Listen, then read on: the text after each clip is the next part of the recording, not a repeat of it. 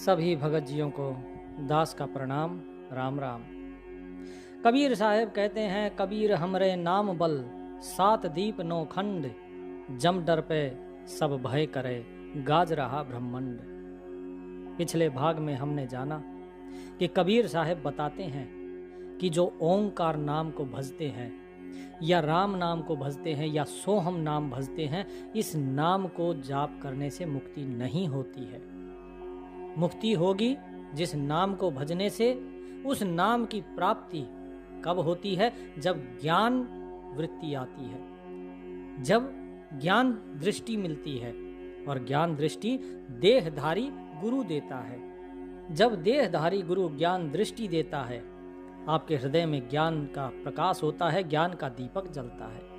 और जब भीतर ज्ञान का दीपक जलता है, तब धीरे धीरे आप उस नाम को पहचानते हो जिस नाम के द्वारा आप सतगुरु को प्राप्त करते हो, और फिर सतगुरु आपको पार लगाते हैं। तो साहिब जो बता रहे हैं वो यही बता रहे हैं कि जो ये नाम है, इस नाम के बल पर ही ये कबीर बोल रहा है, इस नाम के बल पर ही ये सात द्वीप नौ खंड ये सब अपनी जगह स्थिर हैं। जो व्यक्ति उस नाम का सुमिरन करता है उससे काल भी डरता है।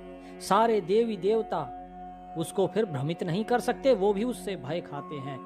सारे ब्रह्मांड के अंदर फिर वही नाम गूंजता है, केवल एक वही नाम, और कुछ भी नहीं। लेकिन उस नाम रतन धन को केवल ज्ञान की दृष्टि से पाया जाता है। तो भगत जी जब पूछते हैं कि साहिब उस नाम को पाया जाता है, ऐसा क्या है वो नाम और कैसे पाया जाता है? क्योंकि जो हम लोग कर्म करते हैं उस कर्म का कर्मफल तो होता है। तो क्या नाम सुमिरन करने से उस कर्म का कर्मफल नहीं भोगना पड़ेगा? क्या वो मिट जाएगा?